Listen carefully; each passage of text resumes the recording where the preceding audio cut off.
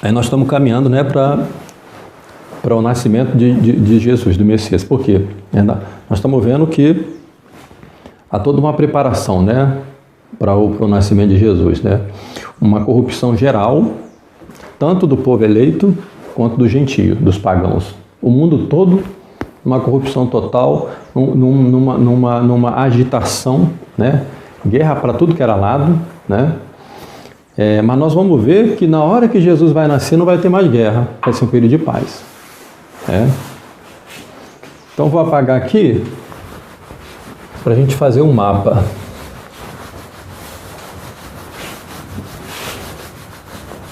Então esses antecedentes que eu passei aqui para vocês, tá? É muito importante para vocês entenderem depois como é que era o mundo na época de Nosso Senhor.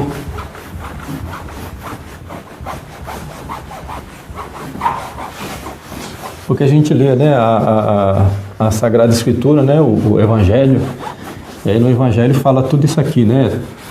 Tetrarca, aí fala de Galileia, aí fala de fariseu, fala de escriba, né?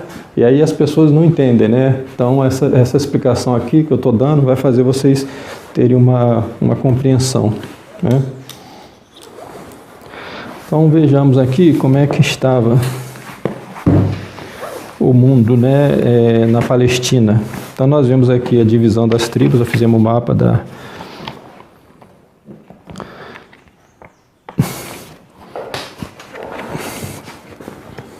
Vamos fazer aquele mapinha de novo aqui.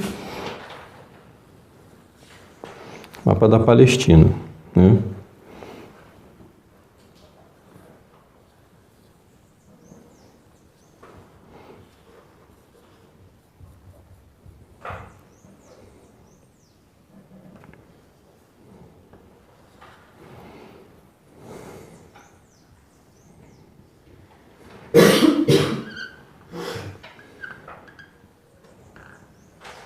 Então todo mapa é isso, gente, é uma divisão política, né? É uma divisão política feita a partir de acordos, tratados, né? Existe o território, mas esse território, a divisão política deles vão sofrendo mudança, né? De acordo com os tratados políticos que vai se fazendo. Então a gente vai traçando esses meridianos aqui, que são essas linhas imaginárias, né?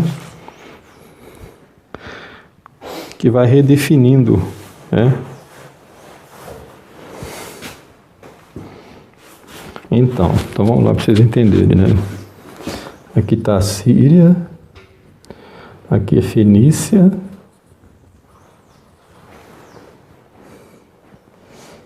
ó, aqui embaixo o Egito. Então o Egito aqui, né? Aqui já é África já, né? Deixa eu ver se eu pego outra caneta, que essa canetinha aqui não tá boa, não. Na época de Herodes dominou essa região aqui toda. Essa região aqui toda correspondia às 12 tribos, né?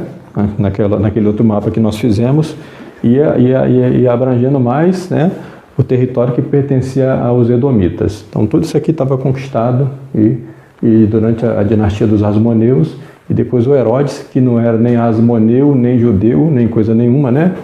Ele era filho de um edomita, né? Que era o Antípater, e a mãe dele era da descendência de Ismael, né? Então ela era daquela descendência ismaelita, né? Então, quer dizer, ele não tinha sangue do povo eleito. Por isso, então, que Herodes era tão odiado pelo povo, porque ele era ilegítimo, totalmente ilegítimo, né? Que nem da descendência de Israel ele era, não era israelita, né? Nem pro lado de pai, nem pro lado de mãe, né? Então, mas ele, né, devido àquela agitação política da época, né, e da esperteza do pai dele, e do estrago, né, que esses últimos reis asmoneus fizeram, ele vai se tornar rei, né? Isso vai ser péssimo, né? Porque ele vai ser um péssimo rei. Então aqui é que a gente pode mostrar, Cadu, aquela construção do templo lá, aquela imagem do templo. Porque o Herodes, o que acontece com Herodes? Primeiro, ele era ilegítimo, porque ele não era, né, da tribo de Judá. Para ser rei tinha que ser da tribo de Judá, e tinha que ser da casa de Davi. E não era nenhuma coisa nem outra. Então, ele para conseguir equilibrar um pouquinho essa situação, ele vai fazer uma coisa. Ele vai se casar com a Mariane, né? A Mariane, ela era filha do sumo sacerdote. Então, observa como é que a confusão estava feita. Esse sumo sacerdote, ele já era um idumeu assimilado, que tinha se convertido ao judaísmo. Ou seja, ele não podia ser sumo sacerdote, né? Porque para ser sumo sacerdote, pela tradição, né, tinha que ser, né, da descendência de Levi e diretamente da descendência de Arão. Então, ele vai... Por isso é que vai ter aí, né, nesse contexto, vai ter também a seita dos essênios. Então, os essênios, para vocês terem uma noção, é mais ou menos como o sede vacantista de hoje, entendeu? Porque os essênios diziam assim, acabou a religião, porque misturou tudo, porque a religião deles tinha muito a ver com a questão racial. Então, depois que teve, né, que João Hircano conquistou a Idumeia, né, assimilou os idumeus, os idumeus se misturaram aos judeus, né, e aí a religião ficou uma coisa assim, né, ninguém sabia mais quem que era levita, quem que era idumeu, né, e então os essênios fazem o quê? Os essênios recusam essa religião, por isso eles vão se retirar para o deserto. Eles vão, é como se fosse sede vacantista, não tem mais papa, né? Então, eles vão se retirar. Então, o Herodes, ele vai se casar com essa moça, né, que era filha do sacerdote, para tentar conquistar um pouco da simpatia do povo e um pouco de legitimidade. E vai fazer mais do que isso, né? Ele vai pegar aquele templo que estava construído, o segundo templo, e vai ampliar aquela construção. Ele vai investir pesado nisso, né? Ele vai ser um rei muito poderoso. Ele vai fazer diversas obras, vai embelezar as cidades todas, mas sempre nesse sentido helênico, né? Helenizante, né? Vocês vão ver então que todas, né, essas cidades ali daquela região da Palestina, elas vão ter sempre esse caráter, né? A maior parte daquelas cidades todas ali foram construídas na época de Herodes, né? Porque essencialmente o povo, né, judeu era um povo que se preocupava mais com as coisas de Deus do que com essas coisas, né, de progresso. É mais ou menos como o povo da cristandade na Idade Média, entendeu? Então são os homens, né, do mundo que são mais ocupados com as coisas do mundo do que com as coisas de Deus, né? Então, devido a essa decadência do povo judaico, né, até chegar na época de Herodes não estava nem aí para a religião, né? O negócio de Herodes era um estadista, era o poder pelo poder, né? Então, ele arrecadava imposto, era um homem riquíssimo, né? Então construía muita coisa, fortalezas e palácios e tudo mais, né? Bom, então aqui nós tínhamos, né, o templo, o segundo templo. Esse segundo templo foi construído, né, quando eles retornam da Babilônia. Então os persas vão dar permissão para eles reconstruir o templo. Eles não tinham muito recurso, eles vão construir um templo assim, né? Não vai ser aquele templo tão grandioso como tinha sido na época de Salomão, né? Mas aí na época de Herodes espertamente, né, para conquistar a simpatia do povo, né, já que ele era um rei ilegítimo, ele vai investir pesado nisso aqui. Então ele vai, né, fazer o templo ficar, né, vai colocar tudo de ouro, entendeu? Então aqui nós temos, tudo isso aqui foi a ampliação do Herodes. Inicialmente você tinha só esse centro aqui, né? Então ele vai reformar, vai botar todo a ornamentação de ouro mesmo, né? Que é uma escadaria toda de ouro aqui. Então aqui você tem, né, o pórtico de Salomão. Então os peregrinos que vinham de fora, né? Porque o centro do culto era o templo, né? Então a lei de Moisés dizia: todo sacrifício tem que ser feito no templo, né? Então as pessoas vinham fazer suas ofertas de várias partes, né? Depois eu vou mostrar ali, da região ali, né, da Palestina, e vinham em caravanas, né? Então elas entravam por aqui. Então aqui tinha, né, o pátio das mulheres, que era separado, né? O pátio dos gentios, aqui ficavam aqueles que não eram judeus. Aí daqui eles não podiam passar, né? Essa área aqui era a sala do templo, a assembleia do Sinédrio e uma escola rabínica, funcionava aqui. Essa outra construção aqui também foi feita por Herodes também, é chamada Fortaleza Antônia, né? Aqui é onde ficava a guarda romana. Então a guarda romana tinha que ficar próxima ao templo, por quê? Porque nessas épocas, especialmente na época da Páscoa, era a época que vinha mais gente para o templo, então vinha gente de todas as partes, né? Então era sempre a possibilidade de ocorrer confusão, desordem era muito grande. Então tinha a guarda romana, ficava aqui na Fortaleza Antônia, né? Então, isso que eles dizem hoje que chama Muro das Lamentações, né, na realidade não faz parte das ruínas do templo, e sim da Fortaleza Antônia. Tá? Então, isso aqui é uma maquete, né, da Jerusalém na época de Herodes. Herodes, então, ele vai investir nessa reforma do templo. Essa reforma do templo, ela só vai ser concluída depois de Cristo, né? Vai demorar muitos anos. Por isso que os fariseus ficavam falando para Jesus, quando Jesus falava, né? Destrói esse templo e eu vou reerguê-lo em 3 dias. Jesus falava da sua ressurreição. E eles ficavam rindo de Jesus, falando assim: como é que vai fazer um negócio desse aqui em 3 dias? Já está anos e anos construindo, até hoje não terminou, né? Isso aqui vai ser terminado só lá, acho que, se eu não me engano, para o ano 60 depois de Cristo. O engraçado é que depois que termina, aí vem os romanos e destrói tudo, né? Por isso diz assim, não ficou pedra sobre pedra. E engraçado que a destruição romana vai se dar aqui por acaso, né? Porque quando o Tito, o general Tito, ele faz o cerco a Jerusalém, eles não pretendiam destruir o templo. Mas aí algum soldado romano jogou uma flecha incandescente e ela entrou por aqui, então, quer dizer, foi assim, parece que, né, movido por Deus. E aí quando eles viram, está tudo em chamas, né? Aí então, já que está queimando mesmo, então destrói tudo, né? Aí puseram tudo abaixo aí. E muitas destas pedras do templo foram levadas para Roma e com elas foi construído o Coliseu. Então aqui é interessante, né, a gente fazer esse paralelo aqui. O Coliseu, vocês sabem, né, está lá em Roma até hoje.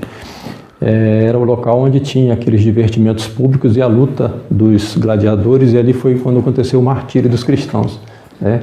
Então, derramamento de sangue, martírio, sacrifício, né? Como acontecia no templo, né? Tá bem? O Herodes, ele vai... esse, na verdade, um grande tirano, né? Na verdade, os historiadores, né, tendem a avaliar o Herodes como um psicopata, né?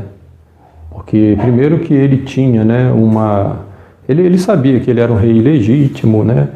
E que ele sofria, né, possibilidade de ser destituído. Então ele estava sempre assim, né, com essa paranoia de conspiração contra ele, né? Então essa ideia de conspiração contra ele vai chegar a tal extremo que ele vai suspeitar da própria esposa, né, e dos filhos. Então ele vai matar 3 filhos e vai matar a esposa também, né? E por quê? Porque essa mania de achar que estão tramando contra ele, né? Então você vê como é que o sujeito era, né? E ele vai fazer uma fortaleza para ele no deserto, né? Fortaleza de Massada, justamente porque, como ele sempre estava temendo, né, uma rebelião, alguma coisa contra ele, mas ninguém ousava fazer, né, uma rebelião contra ele, né? Ele era muito poderoso e ele era aliado dos romanos, né? Então isso é uma coisa muito importante para que as pessoas entendam quando a gente fala que os romanos, né, tinham um domínio sobre a região. Porque o que acontece é que desde a época, né, de Antípater, né, o pai do Herodes, né, eles vão fazer um acordo com Roma, né? Então o Herodes, quando se torna rei, ele vira rei cliente de Roma. Ou seja, né, é uma espécie de rei marionete, fantoche. Está entendendo? É mais ou menos como os governos de hoje são. Os governos de hoje, não se engane, né, eles são, né, marionete. Esse jogo democrático de que a gente elege, não existe soberania nacional, né? O que existe é um poder mundialista, né, globalista, Nós temos a ONU aí, né, que representa isso, né? E os governos estão todos comprometidos com esses fundos internacionais. Não tem autonomia. Nenhum governo que entra, ele pode cumprir uma agenda própria. Ele já está comprometido com uma agenda internacional da ONU, né? Essa agência econômica de Davos, né? Então, é uma bobagem pensar que você vai eleger um cara e o cara vai governar, né? Não vai, ele vai cumprir a agenda, os compromissos que tem que cumprir, os compromissos internacionais que tem. Então, os governos de hoje são fantoches. Herodes era assim, mas isso agradava a ele. Ele não se preocupava com isso. Ele era, o mundo, naquela época, era governado por Roma, né? Então, ser aliado de Roma era uma excelente. Então, quando acontece, por exemplo, lá, né, uma ameaça lá, tinha uns povos que vinham lá do Oriente também, chamado partos, né? Então, quando os partos ameaçaram o reino de Herodes, Herodes foi correndo pedir socorro para Augusto, né? O Otávio Augusto, o imperador romano, né? Então, é por isso, então, que vai se cumprir aí duas profecias. Aquelas duas profecias que Jacó, Israel, tinha feito ao seu filho Judá, para a vinda do Messias. Ele vai dizer assim, olha, quando o Messias estiver para vir, nós vamos perder a coroa, né, o cetro, e eles tinham perdido, porque agora eles eram governados por um estrangeiro, um idumeu, que era o Herodes. Nós vamos perder também a justiça, né, que era o direito da espada, que os romanos vão reivindicar para si, porque assim que o Herodes faz esse acordo com os romanos falam, então, a aplicação da justiça é nossa. Vocês seguem as leis de vocês, mas a pena de morte quem aplica somos nós, entendeu? Então eles perdem o direito da espada, né? Então é profecia de Judá, né, para o cumprimento da vinda de Nosso Senhor. Então eu vou ler aqui algumas, né, algumas profecias. Aqui o Catecismo São Pio X, né? Então tem um pouco da história sagrada, né? Algumas profecias relativas ao Messias. Então vamos lá. O profeta Daniel, perto do fim do cativeiro da Babilônia, anunciava com toda clareza que o Messias apareceria, viveria, seria negado e morto pelos judeus, dali a 70 semanas de anos, e que pouco depois Jerusalém seria destruída e os judeus dispersos sem se poderem constituir mais em nação. Então como é que os judeus esperam o Messias até hoje, né? Ele dá aqui o tempo certo, diz que vai ser destruída Jerusalém e que os judeus seriam dispersos. Exatamente o que aconteceu. É por isso que o Paul Johnson, né, que é amigo do Papa Bento XVI. É um dos autores prediletos do Bento XVI. Ele vai chamar Daniel de mentiroso. Coincidência. Vai chamar Daniel de mentiroso. Entendeu? Outra. Os profetas Ageu e Malaquias anunciavam aos judeus que o Messias viria ao segundo templo. O segundo templo já foi destruído. O Messias não vai vir no terceiro templo, é no segundo templo, né? E por conseguinte, antes de sua destruição. O profeta Isaías, além de descrever muitas circunstâncias do nascimento e da vida do Messias, anunciou que depois de sua vinda, a gentilidade, isto é, os outros povos, os não-judeus, se converteriam. Foi o que aconteceu, né?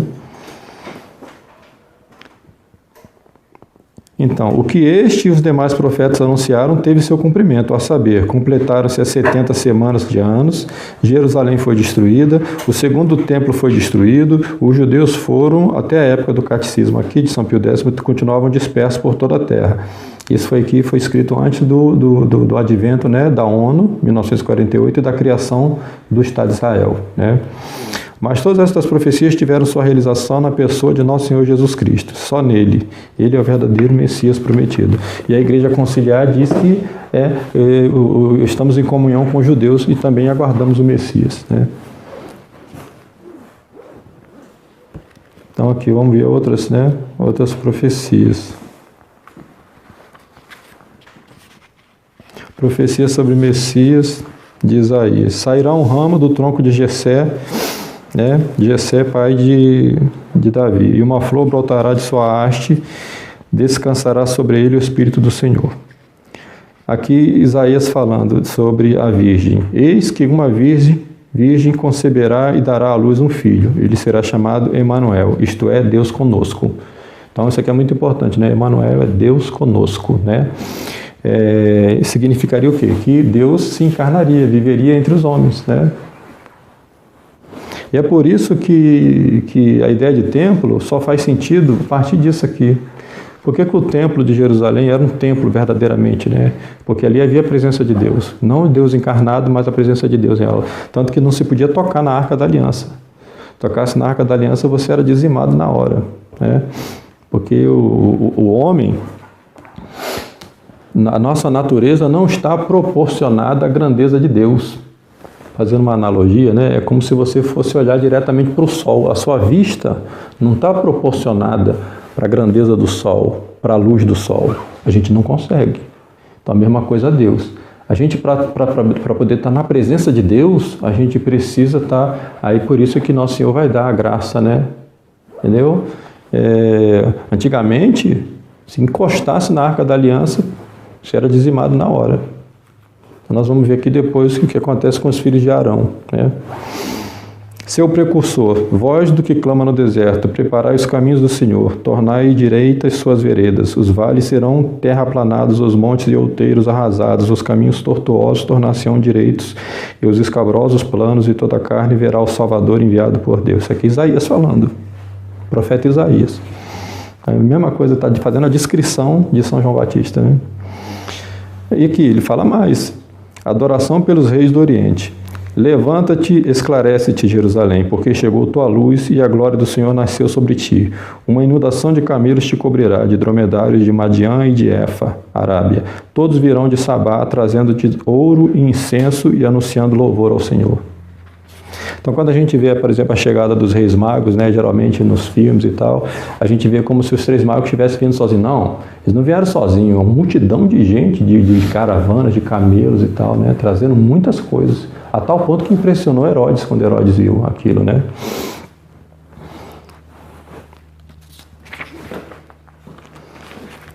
Isaías é o que mais faz, né, profecia, né, seu magistério. Então, por isso que o Paul Johnson vai chamar isso aqui, né, de superstição, né? Era aquele ramo do judaísmo que tinha ficado mergulhado nesse profetismo, nessas superstições e tal, e que não aceitava as reformas, né?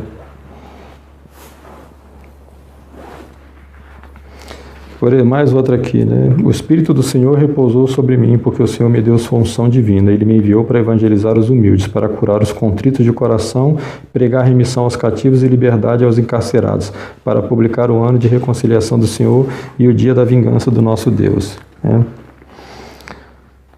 Então tem várias aqui, né? Se eu ficar lendo aqui, mas tem várias profecias de profeta Isaías sobre... Daniel também. Aqui do Daniel já está ali no catecismo ali, né? Mas sobre a igreja, a profecia de Daniel. Nos dias daqueles reinos suscitará o Deus do céu um reino que não será jamais dissolvido e não passará a outro povo. Antes fracionará e consumirá todos estes reinos, ao passo que ele mesmo subsistirá sempre. Então aqui é a igreja como reino de Deus, coisa que os modernistas negam. Aqui é a profecia de Daniel. A igreja, instituída por nosso Senhor Jesus Cristo, é o reino de Deus. A igreja conciliar, ela considera que a igreja faz parte da igreja de Cristo. A igreja de Cristo, né, não é a igreja católica faz parte dela. E a igreja católica apenas é um rebento desse reino, né, que ainda virá, mas que já existe no interior de todo homem. Ele é imanente e transcendente ao mesmo tempo. Entendeu? Então é por isso que a igreja conciliar, né, ela sempre usa essa imagem aqui, né? É uma árvore, né? Aqui tem uma semente, está escondida sobre a terra. Essa semente é que é o reino de Deus. E aqui tem os ramos dela, que são as outras religiões, ó. A igreja católica é o primeiro ramo que vai anunciar esse reino.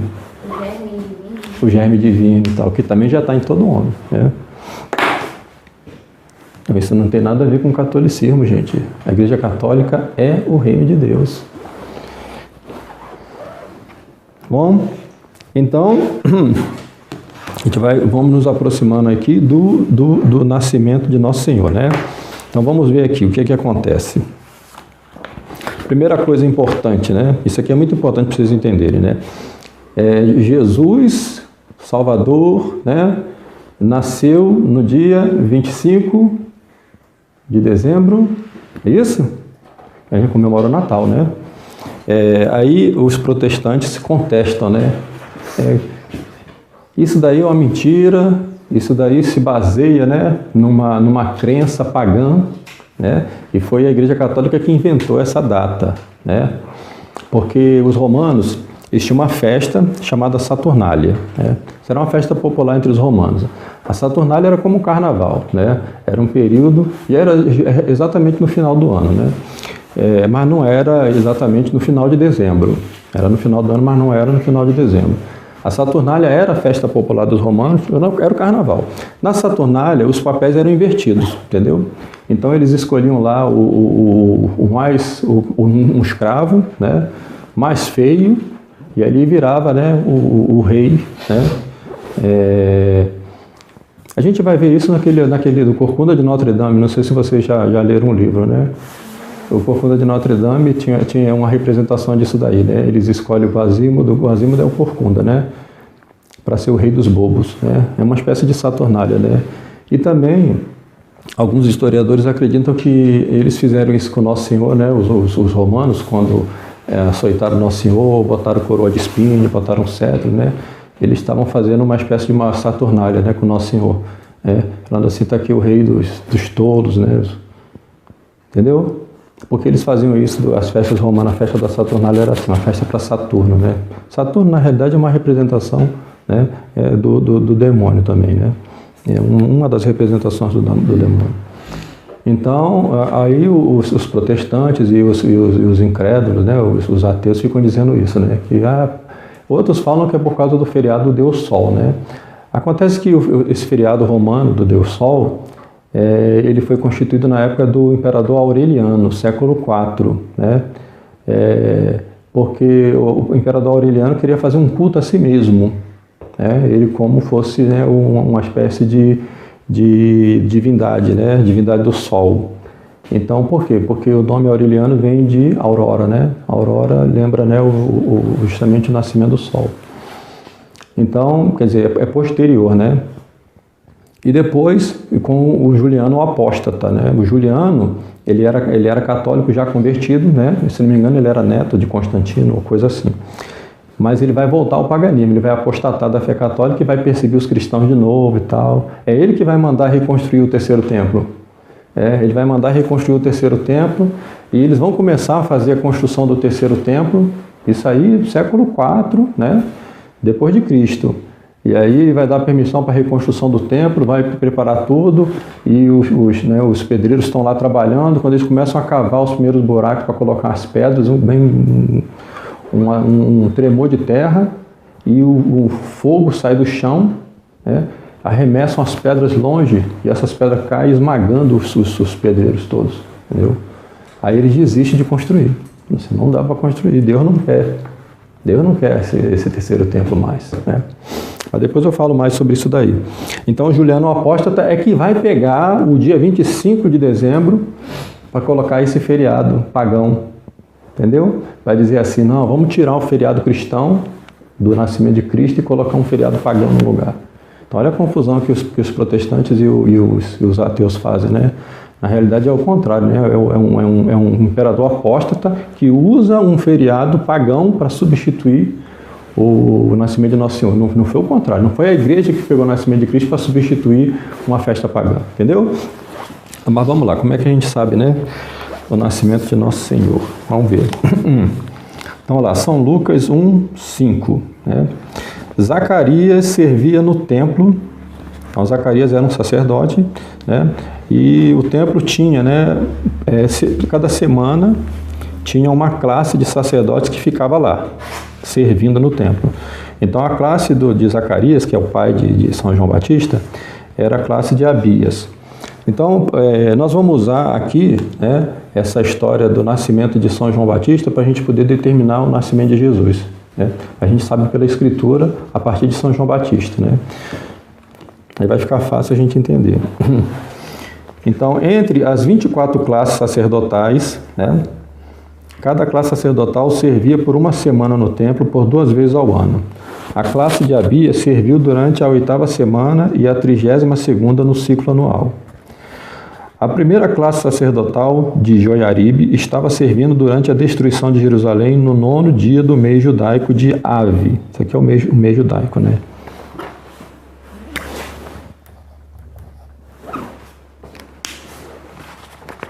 Assim, a classe sacerdotal de Joiaribe estaria servindo durante a 2ª semana de Ave. Consequentemente, a classe sacerdotal de Abias, que era o turno de Zacarias, né, iria sem dúvida cair durante a 2ª semana do mês judaico de Tishri.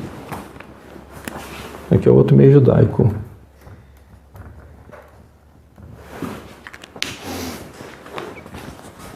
Em nosso calendário, o dia da expiação, que cai entre 22 de setembro e 8 de outubro. Então vamos lá, ó.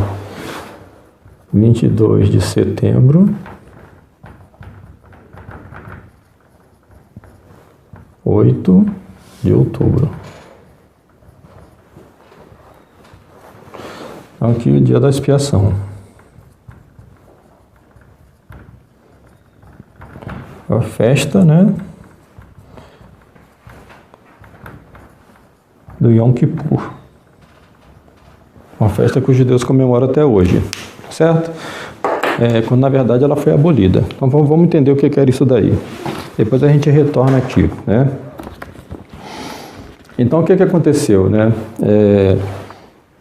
Ainda quando o povo, né, de Israel, o povo israelita, sob a liderança de Moisés, né, estava voltando para a Terra Prometida, eles construíram, né, o tabernáculo, né, que era aquela tenda enorme onde ficava a Arca da Aliança. Não tinha construído o templo ainda, né? E aí, né, os 2 filhos de Arão, eles vão entrar no Santíssimo Santíssimo, né? Ele tinha, né, uma cortina, né? O véu, né? Então, para você entrar ali, você tinha que estar purificado. E eles entram sem se purificar e fazem, né, a Sagrada Escritura fala assim, oferece um fogo estranho, né? Então, quer dizer, o que quer dizer com fogo estranho, né? Eles talvez tenham entrado de forma indevida e irreverente, né, na presença do Altíssimo, né? E aí eles morreram imediatamente. Então, a partir daí é que Deus vai proibir que se entre no Santíssimo, a não ser o sacerdote devidamente, né, purificado.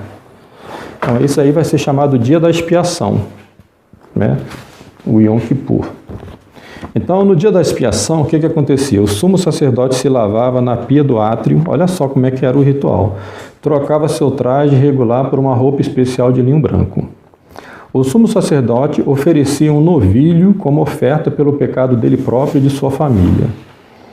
O sumo sacerdote entrava no Santo dos Santos com o sangue do novilho. Então ele aspergia o sangue do novilho 7 vezes sobre o propiciatório que ficava sobre a Arca da Aliança. Então ele aspergia o sangue 7 vezes, né? Além disso, ele também carregava um incensário com brasas tiradas do altar. O incenso servia como uma nuvem que cobria o propiciatório e evitava que o sumo sacerdote morresse pelo contato com a presença de Deus. O sumo sacerdote voltava ao átrio e tomava 2 bodes, que tinham sido separados. Então ele lançava sorte sobre eles, né, para ver qual que seria o sacrificado. O objetivo disso era determinar qual bode seria imolado como oferta pelo pecado e qual seria o bode emissário enviado ao deserto. Então tinha, né, ele primeiro sacrificava o novilho para se purificar e depois 2 bodes. Um seria sacrificado, né, oferecido, com propiciação, e o outro era chamado, né, bode emissário. Então é por isso que a gente fala o bode expiatório. Tem essa expressão até hoje, né, que fala assim, né, a fulana é o bode expiatório, né? Quer dizer, levou a culpa de todo mundo, né? Então por isso tem um bode expiatório, né? E o outro bode era o bode emissário. Esse era enviado para o deserto, né? O sumo sacerdote sacrificava o bode determinado como oferta pelo pecado do povo. Em seguida, ele entrava mais uma vez no Santo dos Santos e aspergia o sangue sobre o propiciatório. Depois ele saía para o lugar santo e também salpicava-o com sangue. O sumo sacerdote retornava ao átrio até ao altar do holocausto e purificava-o com o sangue do novilho e do bode. Você vê todo um ritual, né? É o dia do perdão, né? O dia da expiação é o dia do perdão, né? era concedido por Deus durante esse dia, né, o perdão de todo o povo, né, com base nesse ritual aqui, né. O sumo sacerdote impunha as mãos sobre o bode emissário e confessava os pecados do povo. Então o bode emissário ia para o deserto levando os pecados. Por isso é que ele ia para o deserto. Na sequência, ele enviava o bode emissário ao deserto. Depois de enviar o bode emissário ao deserto, o sumo sacerdote tirava sua roupa especial, que devia ser usada apenas no dia da expiação. Ele só usava essa roupa nesse dia. Imediatamente, fim da cerimônia, ele tirava. Então, ele se lavava e colocava sua veste regular de sumo sacerdote. O sumo sacerdote oferecia em holocausto 2 carneiros para si e para o povo, e a gordura do sacrifício pelo pecado era queimada. A pessoa responsável por levar o bode emissário, tinha que levar o bode emissário para o deserto, também devia purificar-se para que pudesse entrar no arraial. O arraial era o local onde eles viviam ali, naquelas tendas, né? O novilho e o bode que tinham sido sacrificados pelo pecado eram levados para fora do arraial, para que pudessem ser queimados. Por fim, a pessoa responsável por queimar o novilho e o bode também precisava se purificar. Então aqui o significado disso aí, né? As ações realizadas pelo sumo sacerdote durante o dia da expiação serviam para expiar o pecado dos israelitas arrependidos. Os sacrifícios oferecidos tinham por objetivo purificar não somente os adoradores, mas também o santuário terreno. Mas todo o cerimonial do dia da expiação tinha um alcance limitado. Ele não oferecia expiação definitiva pelo pecado do povo. Nesse sentido, apontava para uma realidade maior. Ele anunciava uma expiação perfeita e definitiva. Então, tudo isso aqui era uma figura para o sacrifício de Nosso Senhor. Então, é por isso que o dia da expiação ele foi abolido, né? Por quê? Porque nós temos a Santa Missa hoje. Mas como eles não aceitam o Messias, eles continuam, né? O Novo Testamento deixa muito claro de que forma o significado do dia da expiação apontava para Cristo. Foi na crucifixão de Jesus que se cumpriu o simbolismo do dia da expiação. Isso também significa que o perdão derramado sobre os crentes israelitas no dia da expiação não estava fundamentado essencialmente em algum sacrifício animal, mas estava baseado no sacrifício último do qual todos os outros anunciavam. Em outras palavras, todos os sacrifícios expiatórios realizados no dia da expiação tipificavam o sacrifício perfeito do Cordeiro de Deus que tira o pecado do mundo. Um exemplo disso é a cerimônia envolvendo os 2 bodes. Ambos os bodes eram vistos como 2 partes de uma só oferta. Então, à luz do Novo Testamento, percebemos como aquela cerimônia falava vividamente do ministério redentor do Filho de Deus. Tal como o bode imolado como oferta pelo pecado dos israelitas, Cristo foi sacrificado pelo pecado do seu povo. Da mesma forma, tal como o bode emissário que simbolicamente levava os pecados dos israelitas para o deserto, ou mesmo como os corpos dos animais sacrificados no dia da expiação, que eram queimados fora do arraial. Cristo foi levado para além dos muros de Jerusalém, carregando sobre si os pecados daqueles a quem ele redimiu. O Novo Testamento também nos diz que o sumo sacerdote que entrava no santuário terreno prefigurava Cristo, que entrou no santuário celestial. Mas, diferentemente do sumo sacerdote de Israel, Cristo não entrou no santuário por sangue de bodes ou novilhos. Ele entrou no santuário celestial por seu próprio sangue. Além disso, sua entrada no santuário foi permanente e não apenas durante um único dia, uma vez por ano. Por fim, no dia da expiação, somente o sumo sacerdote podia entrar no Santo dos Santos e se achegar diante do propiciatório que cobria a Arca da Aliança. Era o símbolo máximo da presença de Deus no meio do seu povo. Era a representação do trono de Deus na terra. Mas a partir do verdadeiro dia da expiação que se deu no Calvário, Cristo abriu o acesso ao Santo dos Santos de uma vez por todos. Agora os redimidos podem se chegar confiantes diante do trono da graça. Aqui Hebreus 4,16. Então, o Zacarias, né, ele servia no templo, né, nesta ocasião, né, e aí foi quando o anjo apareceu para ele, anunciando, né. Então aqui tem a passagem da anunciação do anjo.